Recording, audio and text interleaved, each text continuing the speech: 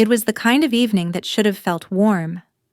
The sun was setting just behind the hill near my childhood home, casting this soft golden light across the table Mom had set up in the backyard. Paper lanterns swung gently above our heads, and the smell of grilled chicken and rosemary drifted through the garden. Laughter filled the space, my sisters, my uncles, even my father's deep chuckle that used to make me feel safe. But that night, I didn't feel safe. I felt like a stranger, wearing a uniform that suddenly didn't mean anything. "Major," my cousin barked out, raising his beer. "You mean like TV major? Is that even a real thing?" The table burst into laughter. Someone snorted. I smiled politely. I knew the tone. It was that old familiar one, the kind where they weren't really asking, they were already judging. The kind of joke that wasn't funny to me because I'd heard it my whole life, just in different forms. As if rank, like respect, could only come from a title they understood. "My name is Emily, Major Emily Tran. I've served 16 years in naval intelligence. I've been stationed in 3 countries, made calls that affected entire operations, and seen soldiers go home under flags instead of arms. But none of that seemed to matter here. Here, I was just the quiet girl who used to cry when her balloon popped. As my aunt said not 5 minutes earlier, it's strange, isn't it? You can walk through hell in silence for years, and yet, the moment you return home, all they see is the little girl you used to be." I poked at my food. My mouth was dry. Across the table, my sister Dana was recounting how her son had made honor roll in 3rd grade. Applause. Praise. I joined in, clapping. I wanted to mean it, but in that moment, it felt like I was applauding the idea that they were doing it right, and I wasn't. "Still not married?" My uncle chimed in with a grin, slicing through the already thin thread of patience I was holding on to. I felt the heat rise in my cheeks. I cleared my throat. "No, sir. I've been focusing on being a major," he said with a smirk, as if the word itself was a child's costume. The table laughed again. I looked down at my plate, at the grilled corn and the rosemary chicken that Mom always made just a little too dry. I wanted to disappear. I wanted the ground beneath that backyard to split open and swallow me whole. But instead, I remembered something. There was this one night in Kandahar. We'd been decoding intercepted signals for over 16 hours straight. My eyes were shot, my hands shaking from too much coffee and not enough food. A young lieutenant burst into the room, out of breath. "Ma'am, there's chatter near the hospital wing. We think it's coordinated." I made the call. I trusted my gut. I rerouted our patrol. 10 minutes later, 2 IEDs were found along the original path. Nobody died that night. And yet, here I was, listening to my cousin crack jokes about how the military was just paperwork and push-ups. You'd think after all these years, I'd be used to this. I wasn't. You'd think the medals I've earned would be enough to fill the space where their approval should have been. But they weren't. You see, the truth no one tells you is this. It's not the enemy that wounds you the deepest, it's the ones who think they love you, but never really saw you at all. I don't say that bitterly. I say it gently, honestly, because it took me years to understand why every visit home felt like stepping backwards in time, why my shoulders tensed when someone called me by my childhood nickname, why I felt more seen in silence overseas than I ever did in a room full of relatives. My mother leaned over at some point, her voice soft. Don't be so sensitive. They're just teasing." I nodded. I always nodded. Because what else do you say to the woman who packed your school lunches and kissed your bruised knees? The same woman who couldn't quite pronounce the name of your base? But then, something unexpected happened. The gate creaked open. I turned my head. A tall figure stepped through, crisp in his blues, silver stripes gleaming beneath the soft garden lights. I blinked. Commander Nolan, he smiled. Evening. Major. Hope I'm not too late. The table went silent. It was like someone had unplugged the laughter mid-joke. Commander Nolan, my direct superior. He wasn't supposed to be there. I had mentioned, in passing, that I'd be in town. I never imagined he'd show up. But he did. And in that moment, something shifted. Something cracked open not in me, but in them. He stepped forward, shook my father's hand. You must be proud. Emily, here's one of the sharpest officers I've ever worked with.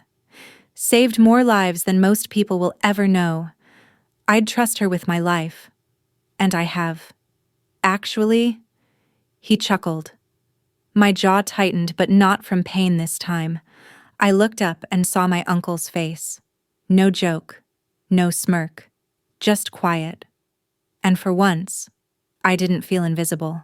I didn't tell this story to brag. I'm telling it because I know I'm not alone. There's someone out there, maybe you who's spent a lifetime proving yourself in a world that still calls you by the wrong name, who's fought battles that no one clapped for, who sits at family dinners with medals in their suitcase and silence in their throat. If that's you, I see you. And more importantly, you don't need them to validate the life you built. Sometimes, strength isn't in shouting your worth. It's in standing still while others learn to see it. The backyard lights swayed. A breeze passed through the garden, and for the first time that night, I let myself breathe. I wasn't just someone's daughter anymore. I was Major Emily Tran. And finally, they knew it. Have you ever felt invisible in a place where you should have belonged? What helped you hold your ground? Please feel free to share your story below. I'm listening.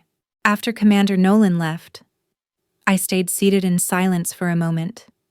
My father broke it first. He raised his glass, slow and unsure. To Emily, it wasn't grand, it wasn't loud, but it was the first toast I'd ever heard with my name in it. And yet, I didn't smile, not immediately, because behind the warmth of that moment was a small ache, like something too long locked up had finally stretched its legs and didn't know how to walk yet. I nodded, sipped my drink, and looked around the table. They weren't laughing now. They were seeing me. Or at least trying to. But the truth is, when you've been invisible for too long, being seen doesn't always feel like healing. Sometimes, it just feels confusing. Later that night, I went upstairs to the room I grew up in. Everything was still where I left it. The floral wallpaper with tiny pink roses, the worn-out bookshelf with my childhood novels, the photo of my first dog, Daisy, tucked in the mirror's corner, and my old bed, too short now for my legs, but still firm and untouched. I sat down, ran my fingers along the wooden frame, and felt it all at once, the years I spent trying to belong to a family that didn't understand who I'd become. It wasn't their fault? Really? I'd gone far, done things they couldn't picture. I had spent years on bases, in briefing rooms, inside quiet intel bunkers. I had learned to move without leaving footprints. That's the job. But somewhere along the way, I think I erased more than just my presence. I erased my story. I'd stopped talking about what I did because it made people uncomfortable. I stopped correcting their jokes because it made them feel small. And I stopped explaining myself because deep down, I didn't think it would change anything. So I let the silence grow between us. I became a role at work, a shadow at home. Until tonight. I remembered a story from years ago. Something I never told my family. There was a mission in Eastern Europe. We were monitoring communication between two high-risk operatives. I had to make a decision fast. It wasn't glamorous. It wasn't loud. But that call stopped a weapons drop that could have lit up a region for months. My commanding officer shook my hand after no press, no photos, just a nod. That nod meant the world to me, but no one back home even knew it happened. Because how do you explain to people who still see you as the girl with scraped knees and science fair ribbons that you've walked through minefields and watched grown men break? The next morning, Mom knocked on my door. She stepped in gently, holding a mug of coffee just how I liked it, strong. No sugar. She sat beside me on the edge of the bed and looked at me with soft eyes. "You've done a lot, haven't you?" she said. I didn't answer right away. "Why didn't you ever tell us?" she asked. I looked at her. Really looked. She wasn't being accusatory. She was just curious. Sad. Maybe. I think. I whispered. "I was afraid it wouldn't matter to you." Her hands gripped the coffee tighter. "I never meant to make you feel that way," she said. I didn't know how to ask the right questions. You always seemed so strong. That's the thing. Mom. I replied. Strong people still want to be asked. We talked for a long time, not about medals or rank, but about loneliness, about the weight of pretending everything's fine, about how silence can feel safe until it turns into a wall. And she cried a little. She said she remembered when I first left for training. She said she stood at the window long after my car disappeared. Said Dad told her not to worry, that I was built for this. But she'd never stopped worrying. Not once. That moment meant more than any toast, because for the first time in years, I wasn't just being seen, I was being felt. At breakfast, my cousin didn't make any more jokes. He passed me the orange juice without a word. My uncle asked if I wanted to say grace, which was strange because he usually claimed I didn't believe in anything. And Dana, she smiled and said, "You really are the coolest one in the family." We both laughed. It wasn't sarcastic this time. It wasn't a miracle. It wasn't perfect. But it was softer.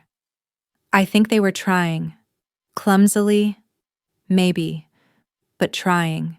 You know, I used to believe recognition came in ceremonies, in applause, in medals that clink when you walk. But sometimes, it comes quietly, in the way someone says your name differently, in the questions they finally ask, in the silence that stops feeling like dismissal and starts feeling like space for something new. That afternoon, I took a walk alone, just around the block where I used to ride my bike. The streets hadn't changed much. Same cracked sidewalk, same rusted mailbox at the corner. But I had changed. I stood straighter. Not because someone finally validated me, but because I realized I never needed them to. I just needed to stop hiding. I've seen a lot of things in uniform duty. Fear, brotherhood, betrayal. But nothing quite prepared me for the quiet ache of returning home and realizing how much you've outgrown the way people remember you. That's a unique kind of grief and strength. So if you've ever sat at a table where people mocked the very best parts of you, if you've ever swallowed your voice just to keep the peace, if you've ever walked into your childhood room and wondered if anyone really knows who you are now, you're not alone. And maybe, just maybe, the way through isn't to shout louder. Maybe it's to walk taller until the world adjusts its eyes. The next few days passed like quiet ripples on still water. Nobody said anything dramatic. No speeches, no apologies. But things felt different. My father, usually brisk and practical, asked if I needed help loading my things into the car before I left. Not that I needed help, I could carry twice that in full gear, but I nodded, appreciating the gesture. Mom slipped a small envelope into my hand when I hugged her goodbye. "For the road," she said. Inside was a photo. Me, in uniform, smiling beside Commander Nolan on base. She must have found it online. She'd written 3 words on the back. In her careful cursive, "We're learning. Slowly." I closed my eyes for a moment and let the tears come. On the drive back to base, I kept the windows down. The wind tangled my hair. The radio played an old song I hadn't heard in years, and something unexplainable loosened in my chest. It wasn't relief. It wasn't closure. It was something quieter like forgiveness. But not for them. For me.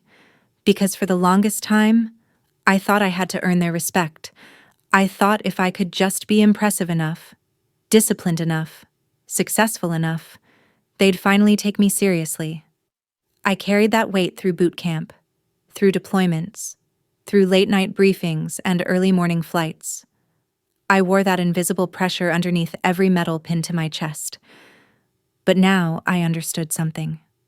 The people who matter don't need convincing, and the people who need convincing may never truly matter. Still, part of me kept going back to that backyard dinner, to that moment before Commander Nolan walked in. The moment when the laughter was still echoing in my ears and I felt so small I could barely swallow my food. Why did that moment hurt more than all the chaos I'd seen in uniform? Why did the sting of a cousin's joke bite deeper than the sound of mortar fire in the distance? I think it's because strangers can't betray your heart the way family can. You expect danger in the field. You expect challenge, loss, adrenaline. But at home, you expect warmth, understanding, safety. And when that's missing, when you realize you're more celebrated in briefing rooms than at your mother's dinner table, it knocks the air right out of you. It's not just about pride. It's about longing. We want our families to see us not because we need applause, but because we still carry the child inside us that once reached for their hand in the dark. When I arrived back at base, I parked in my usual spot. The sun was dipping low behind the hangars, casting long shadows on the runway. I stepped out, stretched, and looked up at the familiar sight of the flag rippling in the evening wind. It always calmed me, that flag. Not because of patriotism or duty, though those are real, but because it reminded me of everything I chose, every time I stood alone, every quiet act of endurance that shaped me. There was no applause for those moments, just stillness. But that stillness is where I learned who I was. A few days later, I had coffee with Nolan. We sat at a small cafe just off base, out of uniform, just two people. He sipped his black coffee and looked at me with that calm, knowing gaze he always had. I heard dinner went, interestingly, he said. I laughed. You have no idea. You handled it with dignity, he said, even when they didn't deserve it. I shrugged. I guess I'm still learning when to speak, and when to let silence speak for me. He leaned forward. Can I tell you something personal? I nodded. My father was a mechanic. Good man. Hardworking. But when I joined the Navy, he told me I'd never last a year. Called it a waste of time. Said I wasn't tough enough. I blinked. That surprised me. He didn't come to my commissioning ceremony, Nolan added. But you know what? I stopped needing him to. He sat back. You don't become a leader by being understood. You become a leader by understanding yourself. That stuck with me, because for so long, I had shaped myself in the reflection of people who never saw the real me. I chased approval like a moving target, and yet, everything I needed was already within me: the discipline, the compassion, the clarity, the purpose.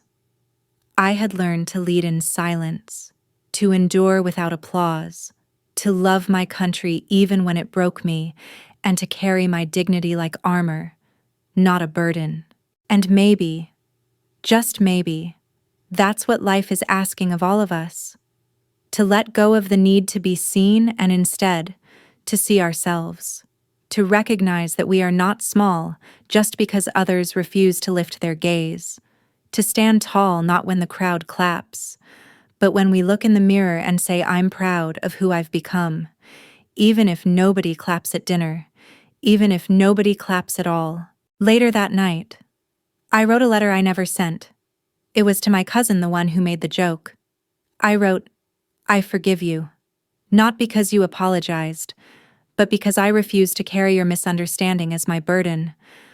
I hope one day you learn what it means to stand in front of a mirror and see someone worth honoring.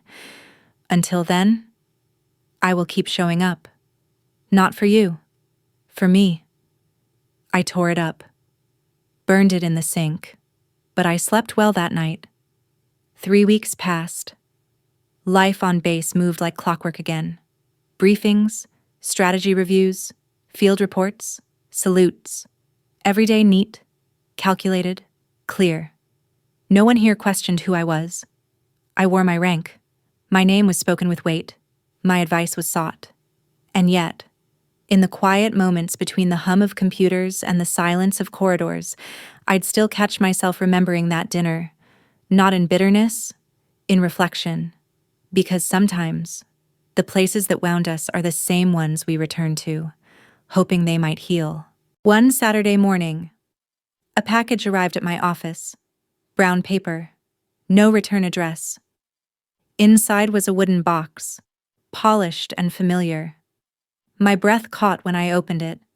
It was my first medal, the one I'd earned on my second deployment for completing a mission in hostile terrain without backup. I had it stored away for years in a locker back home.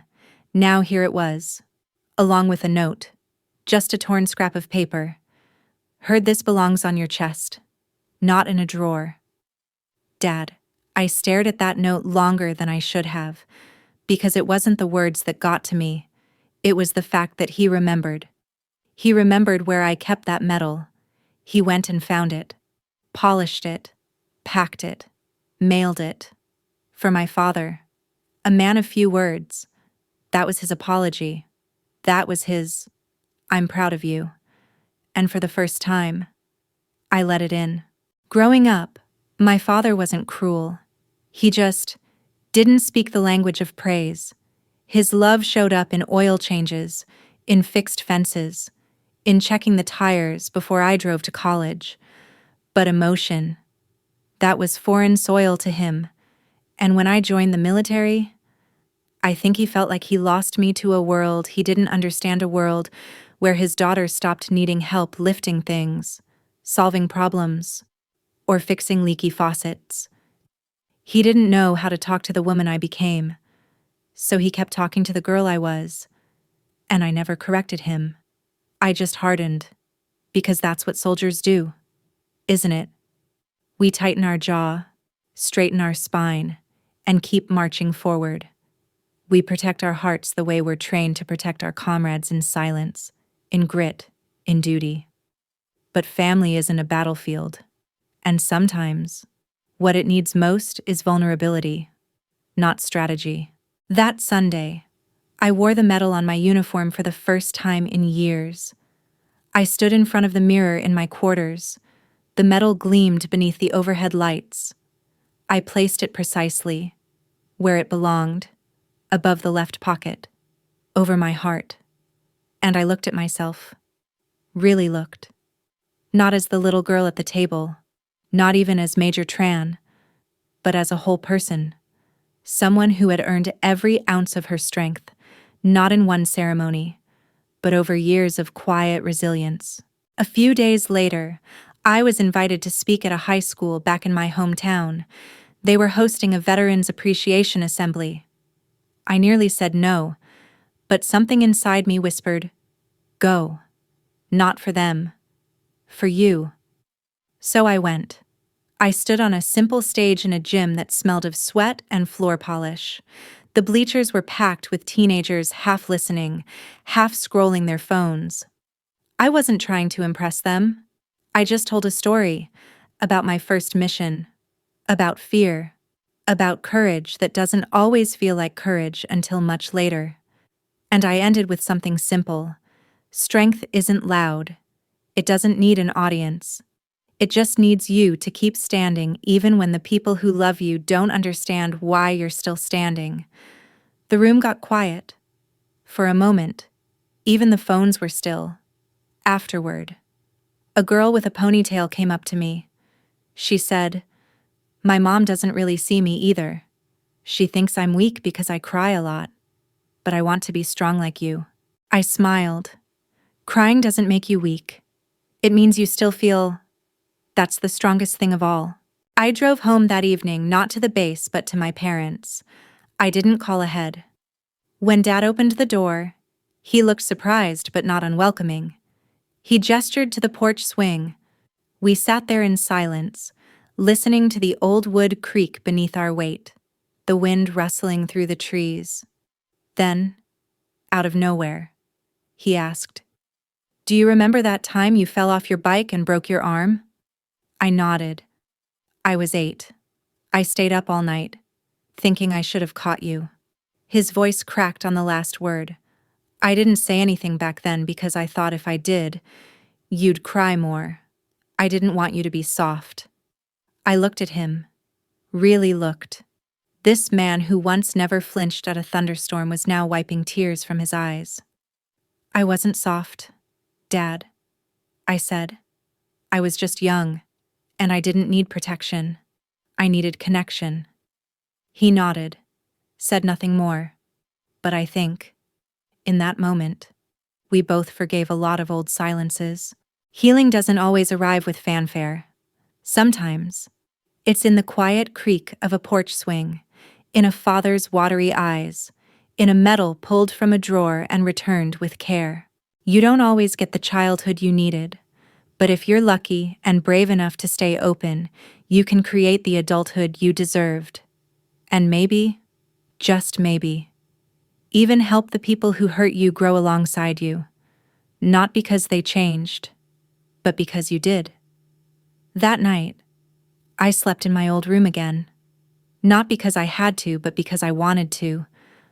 I left the door half open, let the moonlight stretch across the floorboards the way it used to when I was 12, imagining adventures under the covers with a flashlight and a notebook. The closet still creaked. The ceiling still made those soft, settling sounds like it was breathing. And I felt safe. Not because everything was perfect now, but because I no longer needed perfection to feel whole. In the morning, Mom made her famous pancakes, the kind she always burned just a little on the edges. The kitchen smelled like vanilla and warm flour. Dad poured the coffee. He didn't say much, but this time, I didn't mistake his silence for judgment. I let it be what it was his way. Sometimes, people don't need to change their language. You just need to learn how to hear it differently.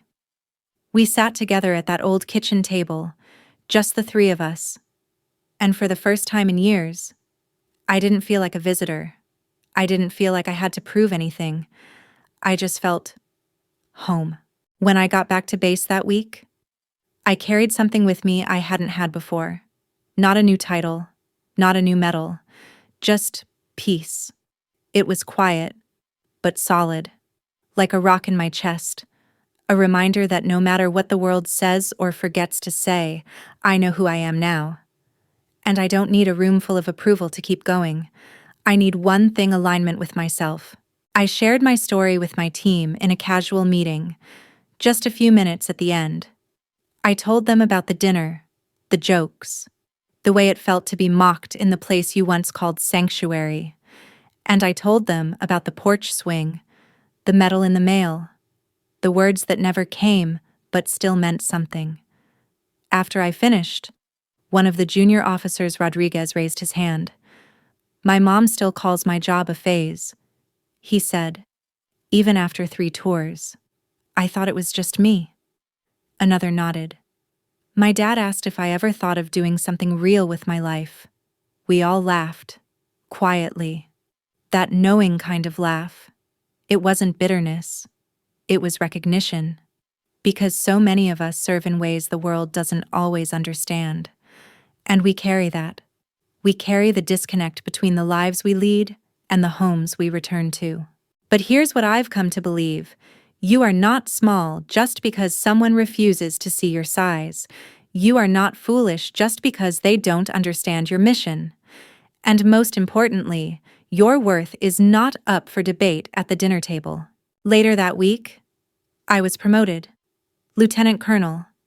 There was a small ceremony, a few photos, a pat on the back from Nolan, and a plaque to hang near my desk. But what meant the most? A text from my dad. Proud of you. Colonel. You always were. It didn't say I'm sorry. It didn't mention the dinner. It didn't need to. Those 4 words reached through a lifetime of missed connections and gently stitched something back together. We all have our own version of that dinner, don't we? A moment where someone made you feel small in front of everyone, where the laughter landed like knives, where you sat with your hands in your lap, wondering how much more of yourself you needed to erase just to be accepted. If you're still carrying that moment with you, still looking for the words they never said, let me offer you this. You don't need them to say it anymore. You can say it to yourself. You can say, I see me now. I honor what I've been through. And I'm done waiting for the room to catch up. Maybe you're not in uniform. Maybe your battleground was a hospital, or a school, or the walls of a home no one knew was breaking. But if you've ever been strong in silence, if you've ever achieved something no one clapped for, if you've ever walked out of a room feeling like your voice didn't matter, then you, too, have earned your own medal. Even if it's invisible. Even if it's just in the way you carry yourself. That counts. More than you know.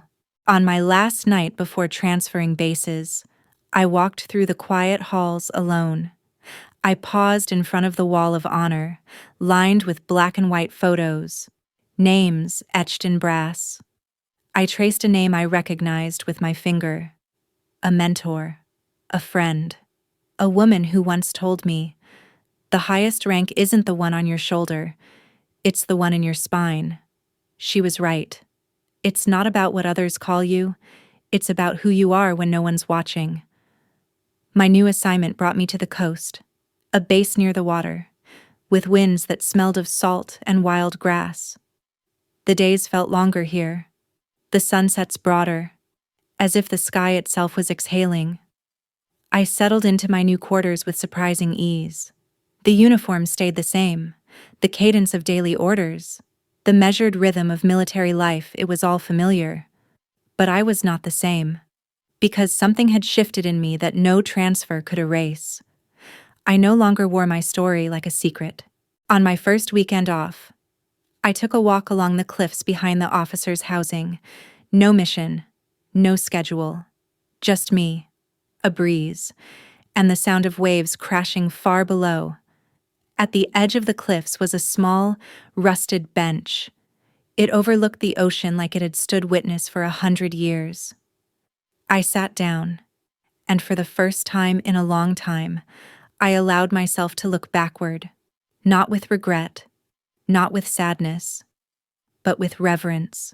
I thought about the girl I used to be, the one who lowered her voice at the table so she wouldn't seem too much. The one who shrank into polite smiles whenever her seriousness was turned into a joke. The one who packed away her medals not because she was ashamed, but because she didn't think anyone would understand what they meant. I sat with her, and I thanked her. For her silence, for her restraint, for her persistence, for carrying me here. I thought about what I would say to her now, if I could go back. Maybe I'd kneel beside her at that dinner table, gently lift her chin, and say, don't mistake their misunderstanding for your inadequacy. You are allowed to be more than they imagined. You are allowed to stand tall even when they laugh, and you, my dear, are allowed to take up space. Because space is something I fought for all my life, not with anger, but with discipline, not with rebellion, but with clarity. There's a myth that strong women are loud, but in my experience, the strongest ones are quiet, not because they're weak, but because they've learned the power of choosing when to speak. And I have learned, through tears, through restraint, through standing alone in rooms that were meant to welcome me but never quite did. I have learned how to walk into those rooms anyway. A few months into my new post, I received an invitation, a small envelope with a handwritten note. Veterans Roundtable, local community center. We'd love to have you. I wasn't sure why they invited me. Maybe someone passed my name along. Maybe someone had seen my file. Or maybe it was random. Either way, I went. The room was filled with chairs in a wide circle, veterans of all ages, a few in wheelchairs, some in baseball caps with embroidered unit numbers. One woman who looked to be in her 80s sat with her hands folded tightly in her lap. No ranks, no titles, just stories. One by one, they spoke. About coming home to a world that moved on without them. About the loneliness of being needed intensely one day and forgotten the next. About memories that wouldn't fade, and voices that still echoed at night. And I spoke too. I shared the story of that dinner table, of the laughter, of the man who walked in, of the silence that finally broke. And when I finished, the woman with folded hands reached out and took mine. Her voice was gravelly but steady. I came home in '73, she said. My brothers wouldn't even look me in the eye. Said I'd made the family look bad by going off to war. Took me 40 years to say out loud that I was proud of what I did. She squeezed my hand. You said it sooner. That matters. That night, I went home, took off my uniform, and stood barefoot on my porch, watching the stars. I no longer needed applause, no longer needed every person to understand the roads I walked. I just needed moments like this where I could feel the air on my skin, hear the ocean from a distance, and know, without doubt, that I had become someone I respected. Recognition is sweet, apologies are healing, but there's a deeper joy than both, and that is self-trust. When you no longer wait for the nod, when you no longer shrink at the table, when you carry your stories not as explanations but as quiet honors, that's when you know you've come home to yourself. So if you're still waiting for your dinner table moment, if you're still holding your breath, hoping someone finally sees you, let me speak to you now. Gently, I see you. I see your quiet battles. I see the ways you hold yourself together when no one claps. And I want you to know your story matters. Even if they never ask. Even if they still laugh. Even if your medals stay in the drawer. You are still worthy. You've already earned the right to take up space. The ocean below crashed again. And this time, it didn't sound like noise. It sounded like a drumbeat. A rhythm I'd marched to all my life, even when no one else heard it. The last time I visited home, it was for Thanksgiving. I hadn't planned to go, but something in me wanted to see if the quiet shifts I'd felt months ago had settled into something real, or if they had faded like polite weather. I pulled into the driveway just before sunset. The house looked the same, the yard a little overgrown. The wind chimes by the porch still played the same 5 gentle notes. Inside, the table was already full. My sister's kids were chasing each other. My aunt was arguing with the mashed potatoes. Dad was fixing the thermostat, as usual. And when I walked in, they all paused. But not in that awkward way you brace for. This time, it was something else. My mother came over first. She didn't say you're early or you look tired. She just wrapped her arms around me and held me for a full 10 seconds. Then Dad appeared behind her, cleared his throat, and said, "We saved your seat." It was at the head of the table. My seat used to be off to the side, always in the middle, never quite at the edge of importance. But now, they had set a plate at the end, a small detail, but one I noticed immediately. I sat down. The conversation carried on, but there were no jokes about my job, no sideways comments about being single, just laughter, real laughter, stories, questions that actually waited for my answers. And when my cousin started telling a story about his new job in tech and paused mid-sentence to ask me, "How do you even manage people in your line of work? Like, do you use command presence or something?" He wasn't mocking me. He genuinely wanted to know. So I told him. I told the story of a young recruit who froze during a live fire drill, paralyzed by fear. I spoke about how I sat with him for an hour afterward, didn't lecture, didn't bark orders, just listened, and how that same recruit went on to save 2 lives in a later operation because he knew someone believed in him. That's how you lead. I said. You show up. Not just with orders, with presence. And for once, they nodded. They understood. After dinner, my niece, 8 years old, crawled into my lap and whispered, "Aunt Em, are you a hero?" I smiled. "No, sweetheart. But I've tried to be brave." She thought about that for a while. Then she whispered, "That's what I want to be too." That moment filled the room more than any speech ever could. Before I left that weekend, my father walked me out to the car. He held something in his hand, an old velvet box. I found this cleaning out the attic," he said, handing it to me. "It's mine, from my service years." I froze. I didn't even know he had served. He'd never talked about it. Not once. But now, here it was, a faded medal inside a box worn at the corners. "I didn't do anything heroic," he said quietly. "But I guess I know a little more than I let on." I placed my hand over his. "You did something heroic tonight, Dad. You handed your story to someone who needed to hear it." He looked down, nodded once, and in that silence between us, generations finally met. You see, I used to think legacy was about what you left behind, but now I know legacy is also about what you finally open up to while you're still here.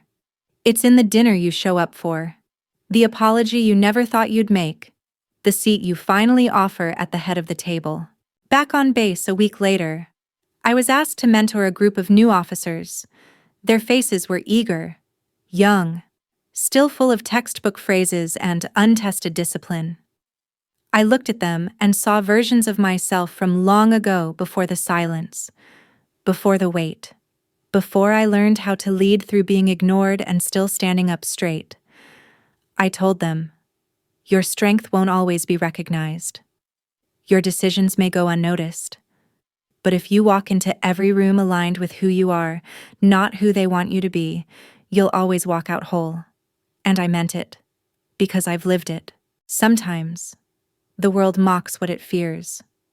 Sometimes, families mock what they don't understand. But if you hold steady, if you let the laughter pass through you without cracking your spine, you'll find yourself one day in a place where you no longer seek their nod. You become your own salute, not out of pride, but out of clarity. Now, when I wear my uniform, I do it not just for the mission. I do it for the girl who once sat small at a dinner table, holding her fork tight, wondering if she'd ever be seen. And I do it for every person who's felt invisible in the place they were supposed to belong. This story is for you. You are not invisible. You are not a phase. You are not too much or too serious or too ambitious. You are the living proof that quiet power changes the room, even when the room resists. So tell me, what part of yourself have you been hiding to keep the peace? Maybe it's time to bring it to the table. Maybe it's time to sit at the head, even if they're not ready. You don't have to wait anymore. Your life is your rank now, and no one, not even your family, can take that from you.